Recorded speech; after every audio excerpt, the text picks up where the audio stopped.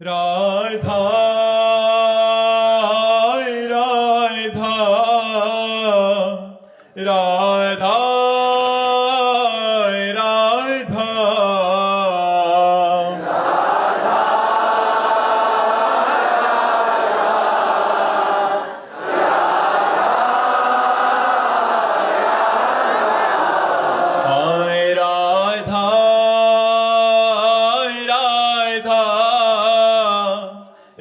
राधा राधा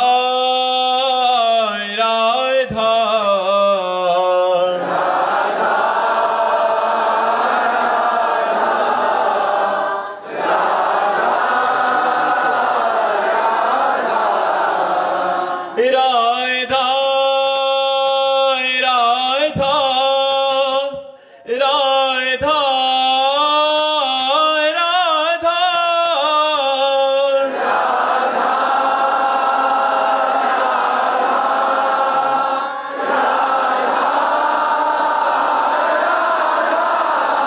हाय राधा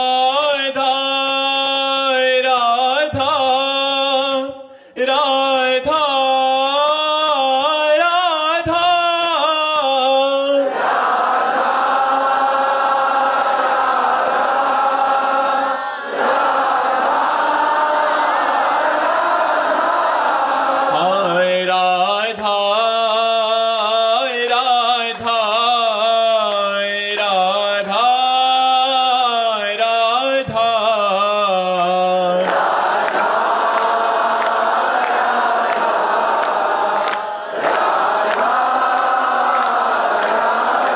श्री राधा वल्लभ लाल की, समस्त संत हरि भक्तन की, श्री वृंदावन धाम की, श्री यमुना रस रानी की, सकुदेव भगवान की।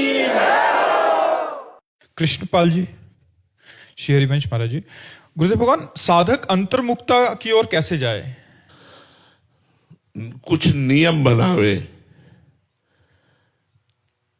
पहला नियम बनावे शास्त्र स्वाध्याय, दूसरा नियम बनावे साधु संग, तीसरा नियम बनावे भिक्षान्न या मेहनत के द्वारा कमाया हुआ भोजन, चौथा नियम बनावे जो संत महापुरुषों के वचन सुने हैं नाम मंत्र उनका खूब जप करे, पांचवा नियम बनावे घंटा 2 घंटा एकदम एकांत में बैठे।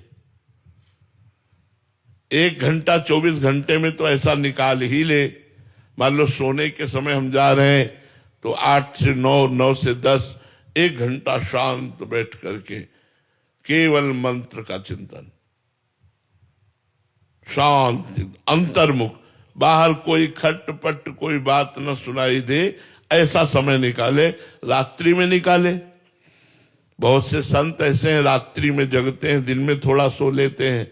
अपनी कुटिया बंद कर लो, 1 घंटे तो एकांत रहो, कम से कम शांत बैठे हुए हैं, कोई चेष्टा नहीं, कोई अन्य चिंतन नहीं, केवल मंत्र का चिंतन कर रहे हैं। यदि हम ऐसा करें तो हमारे अंदर अंतर्मुक्ता बढ़ने लगे। वेदो नित्य मधीयताम, मतलब शास्त्र का नित्य स्वाध्याय करना, संगा सत्सु विधीयताम, मतलब साधु पुरुषों का संग करना, महावाक्यार्थस्य विचार्यताम, अर्थात संत महापुरुषों के वचनों का विचार करना, क्षुद्र व्याधि चिकित्सताम, अर्थात भोजन को, पवित्र भोजन को पाना, चाहे विरक्त है तो भिक्षान्न आदि, गृहस्थ है तो मेहनत की कमाई का, इधर उधर का भोजन न पावे। और एकांते सुखमास्यताम, एकांत में सुखासन में बैठकर अथा तो ब्रह्म जिज्ञासा, भगवान का ही केवल जानने का चिंतन करना, भगवान का ही नाम चिंतन मंत्र करना। अगर ये 5 बातें हैं तो अंतर्मुक्ता हृदय में आ जाएगी। चंद्रवदनी जी, श्री हरिवंश महाराज जी। महाराज जी, क्या अगर गुरु कृपा से मन को एक समय में एक चिंतन, जैसे कभी नाम जप, कभी मंत्र, कभी गुरुदेव, कभी धाम, कभी भक्त चरित्र में सहजता और आनंद की अनुभूति हो, तो ऐसी स्थिति में चिंतन साथ साथ नाम भी साथ साथ में चलाना ही चाहिए? मतलब अगर सेवा हो रही है या गुरु चिंतन हो रहा है या उसमें भी नाम चलना चाहिए साथ? कुछ कार्य हैं जिनमें नाम चल सकता है, वो क्या नहीं चल सकता। जैसे हम वाणी पाठ कर रहे हैं तो नाम थोड़ी चल सकता है, वाणी पाठ में नाम नहीं चल सकता है। अब हम सत्संग सुन रहे हैं, हमारा मन भाग रहा है तो बीच बीच में नाम जप कर सकते हैं। हम और कार्य कर रहे हैं, सेवा कार्य कर रहे हैं, बीच बीच में नाम जप कर सकते हैं। लेकिन जब हम ध्यान कर रहे हैं, जब हम सेवा मानसिक कर रहे हैं, तो नाम जप नहीं चलेगा। उस समय फिर सेवा में ही रति होगी।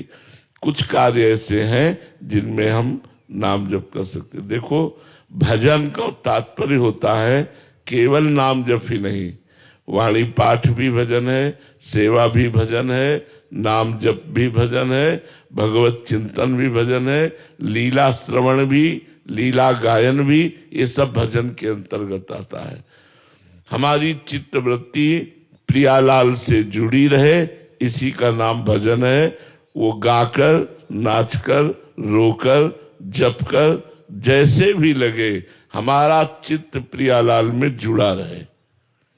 सुभादा त्रिपाठी जी, श्री हरिवंश महाराज जी, गुरुदेव आपके चरणों में कोटि कोटि प्रणाम।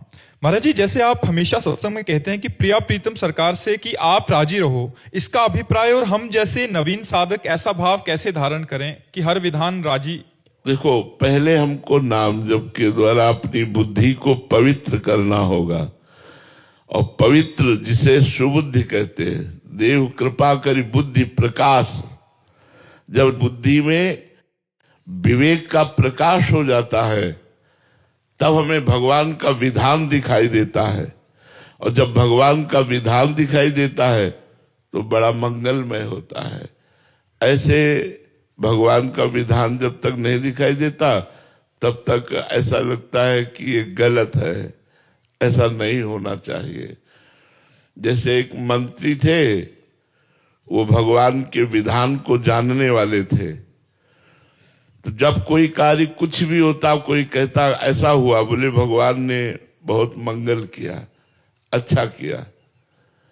तो एक दिन राजा के साथ वो थे, तो वो शिकार खेलने के लिए गए थे, तो उनका अंगूठा कट गया। वो राजा ने कहा मंत्री से कि मेरा अंगूठा कट गया, तो उनका बहुत अच्छा हुआ, भगवान ने बहुत अच्छा किया। उनको बड़ा गुस्सा आया कि मेरा तो अंगूठा कटा और ये कह रहा बहुत अच्छा हुआ, इसलिए आदेश कर दिया इनको कारागार में डाल दो। बोले ये भी भगवान ने बहुत अच्छा किया। भगवान जो करते हैं वो अच्छा करते हैं, ये बात उनकी समझ में आ गई थी। कुछ दिन बाद राजा का अंगूठा ठीक हुआ और पुनः शिकार खेलने के लिए गए। तो एक राजा ने नर बलि देने का देवी को वचन दिया था कि अगर पुत्र हो जाएगा तो नर बलि देंगे। तो नर बलि के लिए खोज हो रही थी, तो राजा को बंदी बना लिया गया कि राजा से बढ़िया नर बलि क्या होगी। अब राजा को जब वहां ले जाया गया, स्नान आदि कराया गया, तो नर बलि दी जाती संपूर्ण अंग वालों की, और उसके अंगूठा कटा था। बोले नर बलि के लायक तो नहीं, इनको छोड़ दो। जब छोड़ दिया तो उनको याद आई मंत्री की बात कि भगवान ने जो किया वो बहुत अच्छा किया, ऐसा मंत्री ने कहा। तो वास्तविक अगर आज अंगूठा ना कटा होता तो हमारा गला कट जाता। गए राजसभा में और मंत्री को बुलाया और कहा कि तुम्हारी ये बात तो मुझे बहुत अच्छी लगी, अब पहले तो नहीं लगी थी, कि भगवान ने जो किया अच्छा किया। मेरा अंगूठा कटा था, अगर अंगूठा ना कटा होता तो आज गला कट जाता, लेकिन तुम जेल में सड़ रहे हो, ये भगवान ने क्या अच्छा किया। मंत्री पद में और जेल में कितना बड़ा अंतर है। तो उनका महाराज, सैनिक भले पीछे रह जाते, लेकिन मैं आपके पीछे जरूर होता, क्योंकि मैं आपका राजमंत्री हूं। और आप बंदी बनाए गए थे तो मैं भी बंदी बनाया जाता। आप तो अंगूठा कटने में बच जाते, लेकिन मेरा गला जरूर कट दिया, इसलिए मुझे जेल में भगवान ने रखा। भगवान की बड़ी कृपा। नहीं, आपका गला तो कटने से बच जाता, क्योंकि अंगूठा कटा था, मेरा गला कट जाता। तो भगवान मंगल भवन है। जब हमारी बुद्धि में ये बात समझ में आ जाती है कि हर विधान भगवान का बड़ा मंगलमय होता है, तो फिर हमें कोई क्षोभ, कोई शोक, कोई शिकवा शिकायत नहीं रह जाती। हम राजी उसी में है जिसमें तेरी रजा है। पर ये तभी हो सकता है जब अपनापन भगवान से हो जाता है, सर्वस्व आत्मसमर्पण भगवान में हो जाता है, बुद्धि में विवेक जागृत हो जाता है, तब ऐसी बात होती है। नहीं तो कहीं ना कहीं जब अपनापन बकाया रहता है तो ये प्रश्न हो जाता है कि भगवान हम आपका भजन करते हैं, आपकी शरण में है, फिर ऐसा क्यों? हम प्रश्न कर सकते हैं, लेकिन प्रश्न तभी होता है जब अपनापन बकाया रह जाता है। अगर अपनापन प्रभु को समर्पित हो जाता है तो प्रश्न ही नहीं रहता है। कपिल राम शर्मा जी, श्री हरिवंश महाराज जी, गुरुदेव भगवान कृपया मार्गदर्शन करें कि वो स्थिति क्या होती है जिसमें अपने गुरुदेव भगवान से शारीरिक दूरी का होना प्रभाव नहीं डालता और गुरु शिष्य को हमेशा उसके पास ही अनुभव होने लगते हैं। हाँ, जब हमारा चित्त, हमारा मन गुरुदेव के चरणों में अर्पित रहता है तो हमारा चिंतन चलता रहता है। गुरुदेव ने जो आज्ञा करी उसका जब हम पालन करते हैं, हर समय नाम वाणी सेवा गुरुदेव के चिंतन में बने रहते हैं, जहां चिंतन होता है वहीं उपस्थिति मानी जाती है। जैसे आप वृंदावन में चिंतन आप बंबई का कर रहे हैं तो आपकी उपस्थिति बंबई में मानी जाएगी, वृंदावन में नहीं। तो आप बंबई में रह रहे हैं और चिंतन वृंदावन का कर रहे हैं तो आपकी उपस्थिति वृंदावन में मानी जाएगी, बंबई में नहीं। हमारी चित्त की स्थिति गुरुदेव के चरणों में रहे, ये तब रह सकती है जब हम उनकी आज्ञा का पालन करते हैं। वो जो आज्ञा करते हैं उनकी आज्ञा में रहते हैं।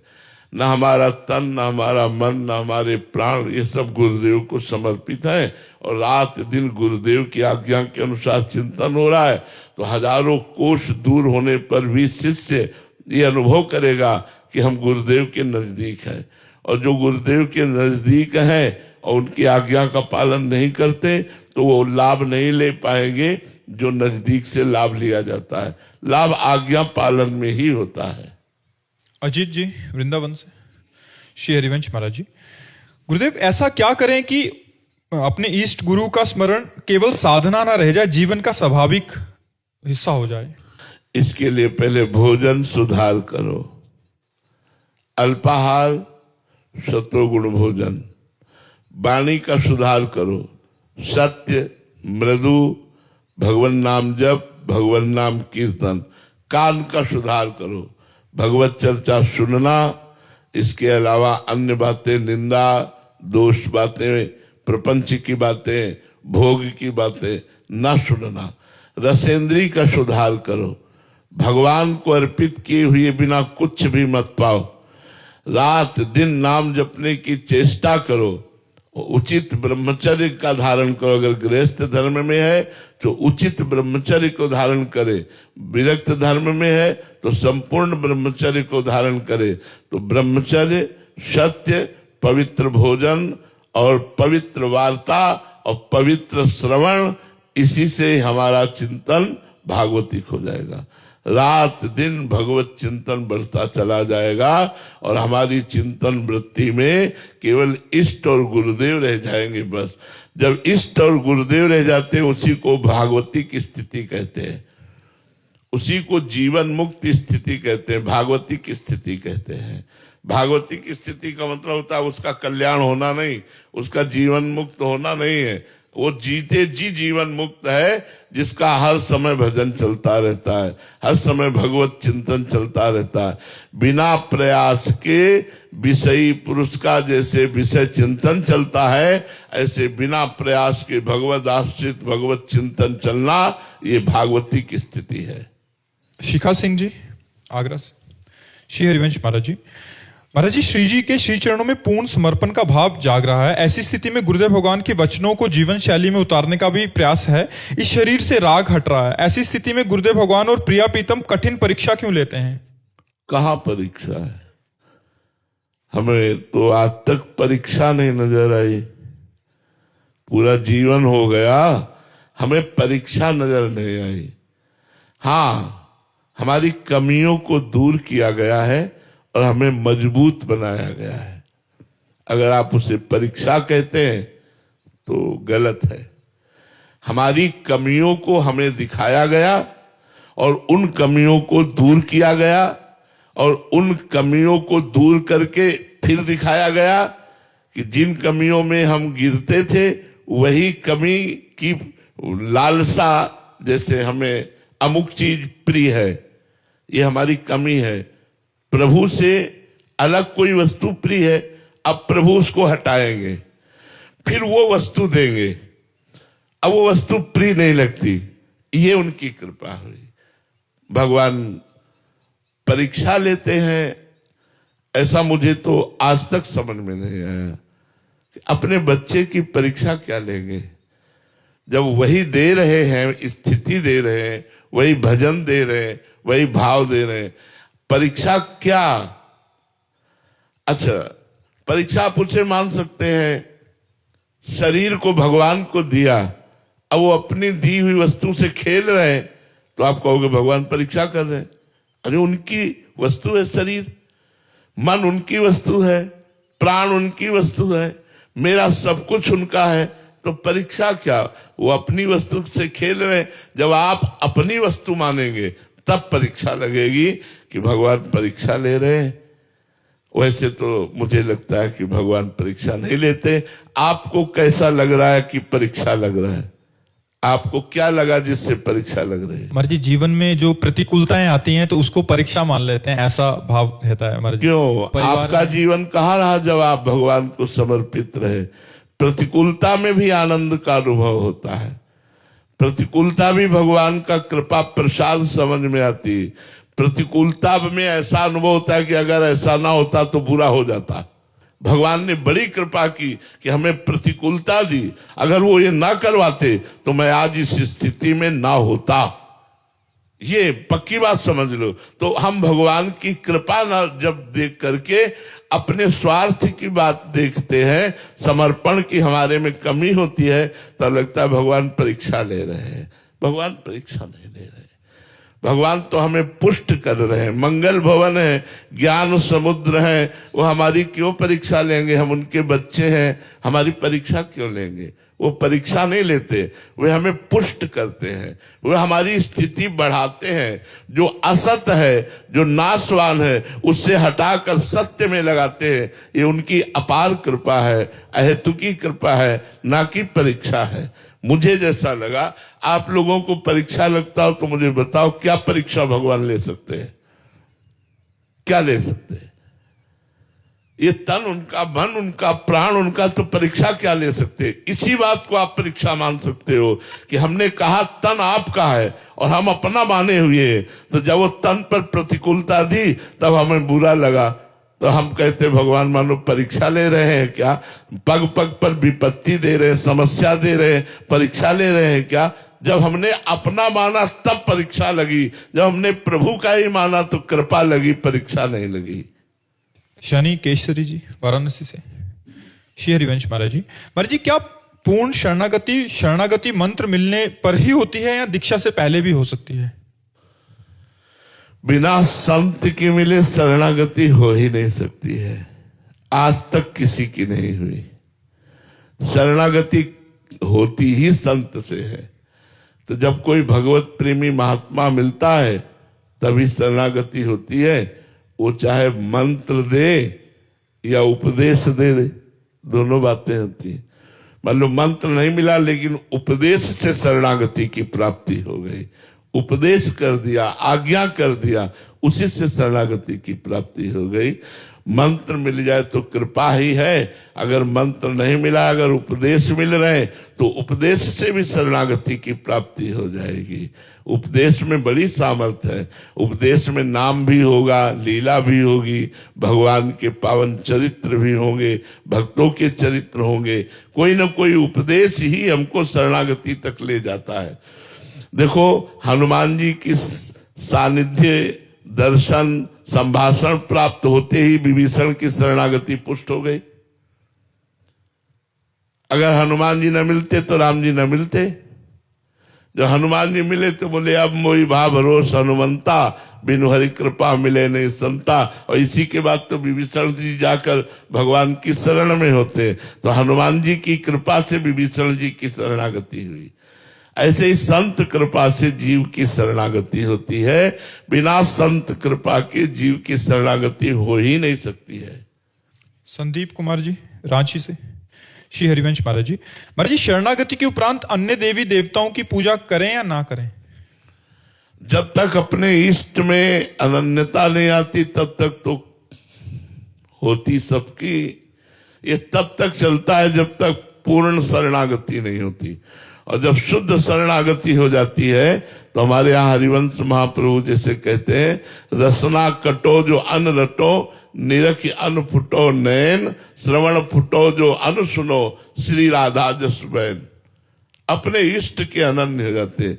जैसे गोस्वामी तुलसीदास जी कह रहे, बने तो रघुवर ते बने, बिगड़े तो भरपूर, तुलसी औरन ते बने, ता बनिबे पे धूर। हमें किसी अन्य देवी देवता, अन्य व्यक्ति वस्तु की उपासना, अपनी किशोरी जू, अपनी लाडली जू, अपने प्रिया प्रीतम में अनन्यता।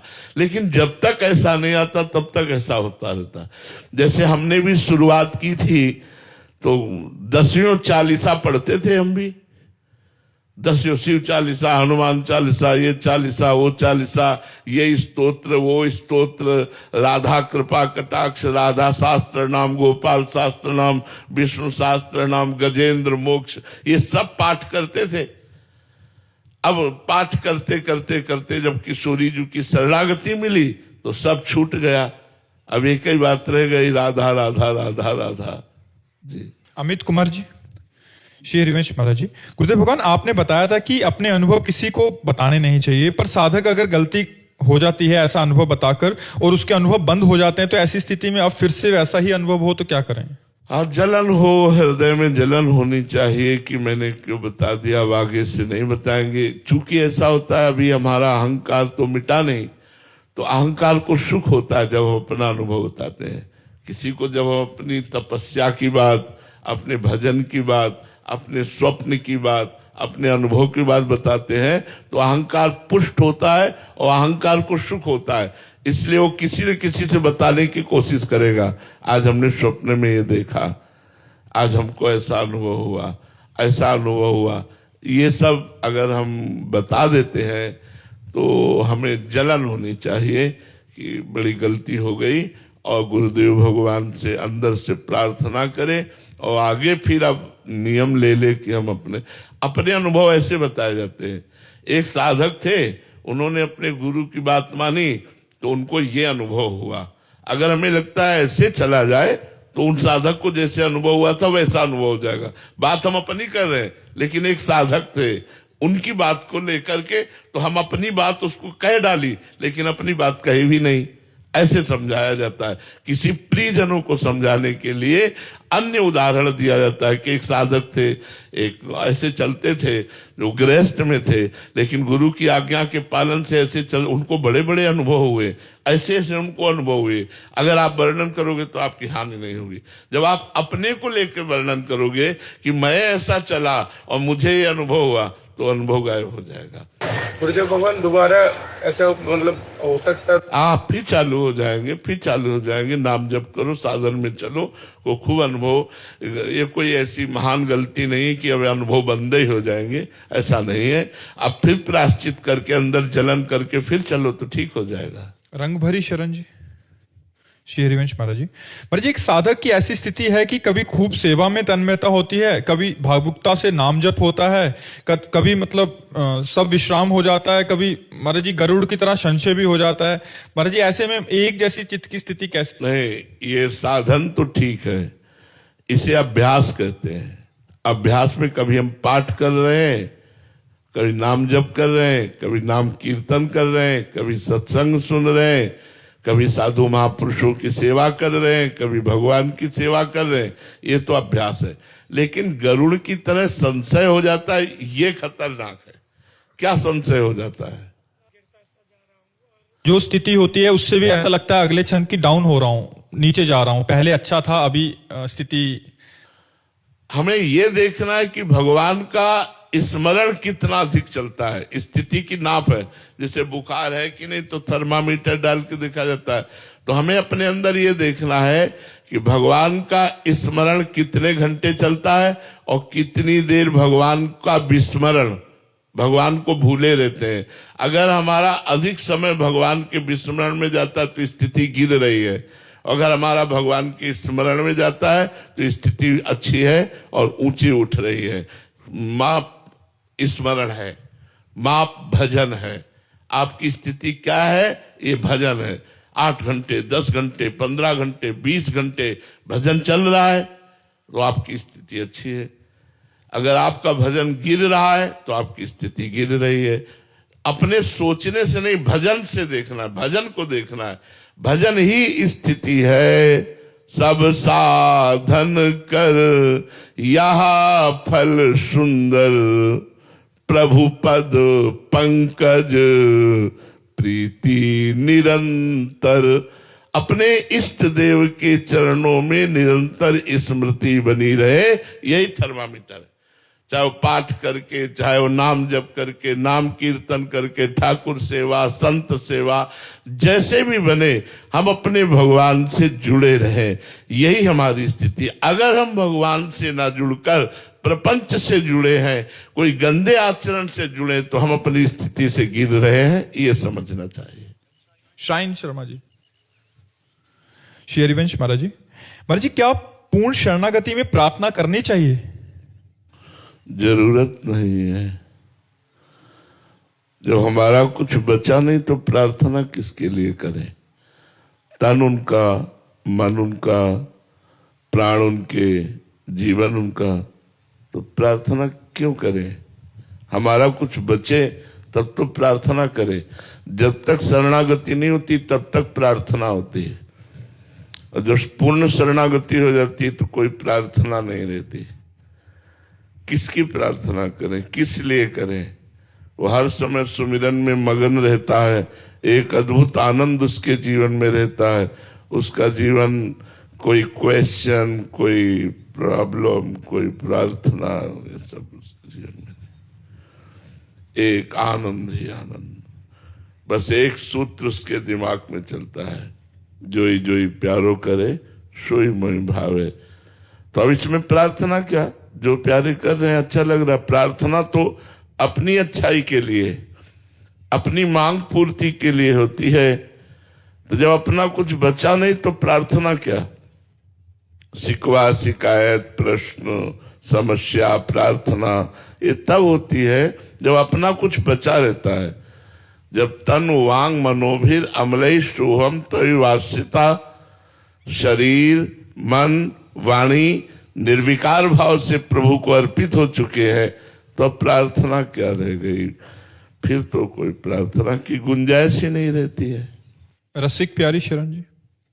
श्री हरिवंश महाराज जी। महाराज जी, आपके चरणों में कोटि कोटि प्रणाम। महाराज जी, जब मन, बुद्धि, चित्त, अहंकार ये सब प्रकृति के हैं तो भगवत प्राप्ति किसे होती है? आप तो भगवान के स्वरूप है, अंश ही है। भ्रम का नाश होता है। भगवत प्राप्ति का मतलब होता है भ्रम का नाश। जा सुकृपा सब भ्रम मिट जाई, गिरजा सोई कृपाल रघुराई। जिनकी कृपा से भ्रम का नाश हो जाता है। जैसे आपकी जेब में पहले से 1 करोड़ का चेक है, लेकिन आप पढ़े लिखे नहीं हो, तो आप 1-1 रुपया फुटपाथ में मांग रहे हो, और कोई पढ़ा लिखा मिल गया और आपकी जेब से ही निकाल के आपको चेक दिखाया, तो आप तुरंत करोड़पति बन गए कि नहीं बन गए? आपको करोड़ कमाने नहीं पड़े, क्योंकि पहले से है। आप पहले से भगवान के हैं, भगवान के थे, भगवान के हैं, भगवान के रहेंगे। और भगवान का जो अंश है जीव, वो भगवत स्वरूप है। पर हो क्या गया? भ्रम से वो अपने को भूल करके मनुष्य शरीर में, जिस शरीर में है उसी को अपना मैं मान लिया। बस इसी मैं का नाश हो जाना ही भगवत प्राप्ति है। देह भाव का नाश जेव ही हुआ, तेव ही ब्रह्मविद ब्रह्मवि भवति। सोई जाने जिह देहु जनाई, और जानत तुम्हें हो जाई। भगवान जहां जनाए तो आप भी भगवत स्वरूप है। आपका स्वरूप भगवत स्वरूप है। ईश्वर अंश, जीव अविनाशी, चेतन अमल, सहज सुख राशि, भगवत स्वरूप। हम अपने को स्त्री मान लिए, अपने को पुरुष मान लिए। इसी भ्रम का नाश साधना से होता है। जब ये नाश हो जाता है तब वो भगवत स्वरूप में स्थित माना जाता है। कुछ साधना से बढ़ता नहीं है, वो भगवत स्वरूप ही है। बस पर्दा हटता है, जो सतोगुण रजोगुण तमोगुण का पर्दा है, उसी से ये देह बना है, उसी से अंतःकरण बना है। बस अंतःकरण अलग है, देह अलग है। ये ज्ञान हुआ और अपने स्वरूप का अपने से बोध हुआ, वो ब्रह्म स्वरूप हो गया। यही भगवत प्राप्ति है।